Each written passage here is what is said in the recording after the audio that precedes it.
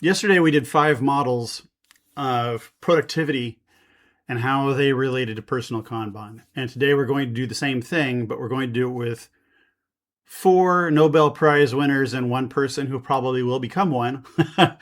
And it's about cognitive biases, about behavioral economics, and how we work, how we relate to our work, and how personal Kanban has always helped deal with that. So it seems like when you look at behavioral economics, there's so much stuff in there. It's like, oh my God, what am I going to do to make my life better now that I know that I shouldn't make snap judgments and I should figure out what, how I can more thoughtfully approach my work in my life.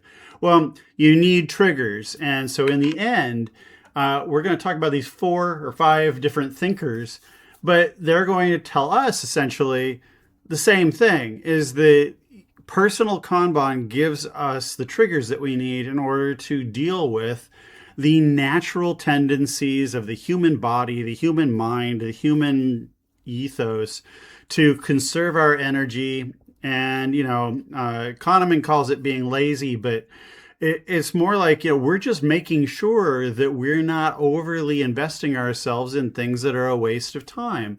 But we err on the other side of it. So our system 1 thinking is our thinking where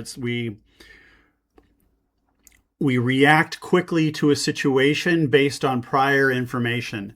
And we're very good at pattern matching, and we're also very good at fooling ourselves. So we're very good at saying, aha, that's a that, and that's a this, and that's a these things. And they aren't. And then we end up getting in trouble for them because they were things that we should have thought about and we didn't. And our work sees this all the time because of a cognitive bias called the planning fallacy, where we basically think, this week, that's the one where I'm going to get everything done. The planning fallacy essentially says that human beings will underestimate any complex task. And it's the Hofstadter's law effect. And so we want to make sure that we have WIP limits and that we do things to make us slow down and think. All right? I mean, you can feel the difference of not being anxious, not being pressed for time, looking at the work and saying, I need to do this and I need to do this in order to do it right. And if we want the work to get done right, we're going to need to spend the time on the work to get it done right. So WIP limits help us with this by saying, okay, well, we're only going to do 3 things at a time. But a thinking ticket, which is one of the links in the article, so you should go look at the article. But a thinking ticket is a ticket that one of our people that we worked with years ago in Boston, she had a thinking ticket on her board, and every day she would take that out, and for 20 minutes she'd just think about stuff. And it gave her the opportunity to say, you know what, I'm not going to work on this thing right now because I'm going to save it for my thinking ticket. I'm going to save it for that deep work. Okay, Richard Thaler. He's all about, you don't need a massive system to change your behavior, but you do need a nudge. All right. So when I wanted to make sure that I was contacting the right friends to do the right things, I very quickly made a little system that said every day I'm going to contact 3 people and ask if they want to talk to me. I'm going to give them a link. I'm going to make it easy for them. And then I'm just going to talk to people. And because I set up that system and because it was visual, every day it gives me a nudge. Don't forget to do that. Don't forget to do that. And I've been much better at doing that. Now, I haven't been perfect, and that's okay because I'm a human being and other things sometimes come up. But if I can do it 2 or 3 times, 4 or 5 times a week, if I can find ways to make it easier to do it, then it becomes a habit and it sticks around. So we want to create things that Thaler calls choice architecture. And choice architecture is essentially saying, look, when you build your personal Kanban, there's things in it that you want to know. And it's not always, did I get my ticket done? It's things like, did I pull the right tickets? Did I do enough work for this person? Did I make sure that these people were talked to, cared for, supported? Did I meet this goal? This goal is a goal I'm only going to have for February. So at the end of February, I don't need to track it anymore.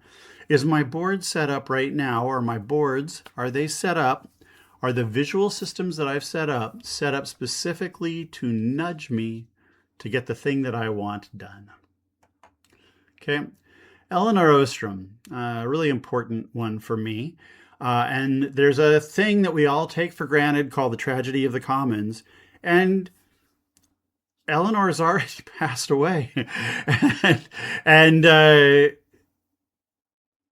we still don't get that the tragedy of the commons isn't real. That human beings have thrived throughout history because we do come together and work on things. And yes, sometimes the rhetoric or the assumption is that we don't do those things. But we do.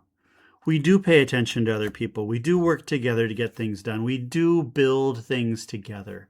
So if you look in the write-ups, there's going to be a thing in there about lean coffee and a link in there about collaborative aid.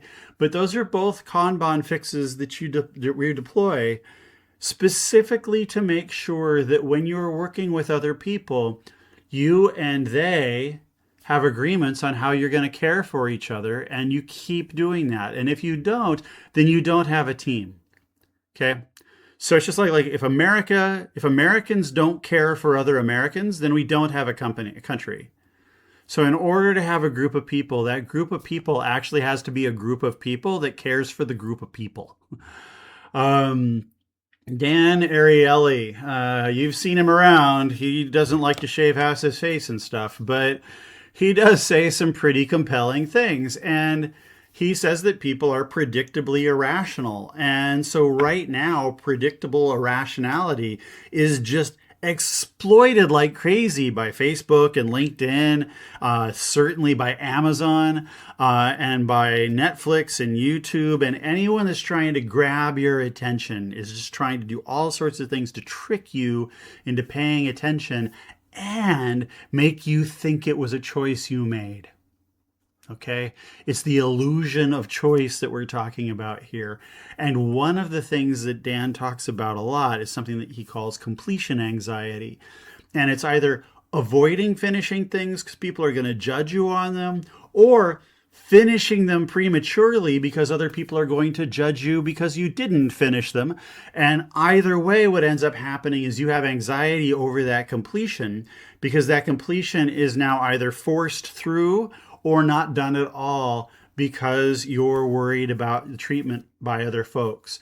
So what we want to do is visualize on our boards, how that work is going, who's working on it, how we feel about it when it's completed, so that there's a record of those things and we can go back and we can say, the reason we have so much rework is we're constantly turning in work that we're not professionally satisfied with.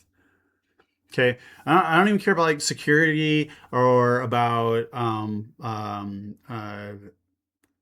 excellence systems or anything else, quality protocols, whatever.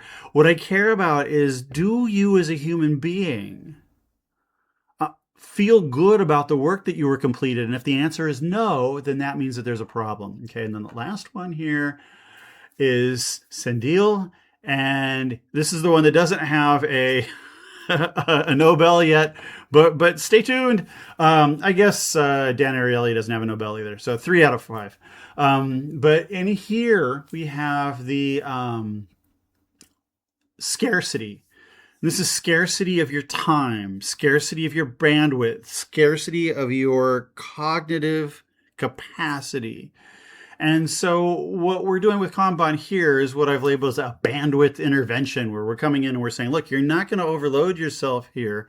We're going to actually create a system that makes sure that you retain enough bandwidth to get your work done. All right. And what happens if you don't, when you get overloaded, you get tunneling. He calls tunneling, we call tunnel vision, still tunnels, which is you're just focused. You're limiting your focus to the task at hand. And you're saying, don't bug me, don't bug me, don't bug me. And while you're saying that, all these other things are going wrong because you're responsible for too many things. And just limiting what you're paying attention to isn't enough. So in this case, limiting your WIP isn't enough. So we want to go in and we want to see how we resolve those open loops and make sure that work gets done. So in the end, we've got these 5 people who I'm interpreting as saying that personal Kanban comes back and actually implements all of these ideas by providing you with a one-stop shop where you're looking at your goals, you're looking at your tasks, you're looking at your collaborations, you're looking at your successes, you're looking at your things that didn't go so well, you're looking at the stuff you're proud of, the stuff you're not. Those things give you the triggers, the nudges you need to do a better job. Thanks. Like and subscribe. Thanks again. Talk to y'all soon.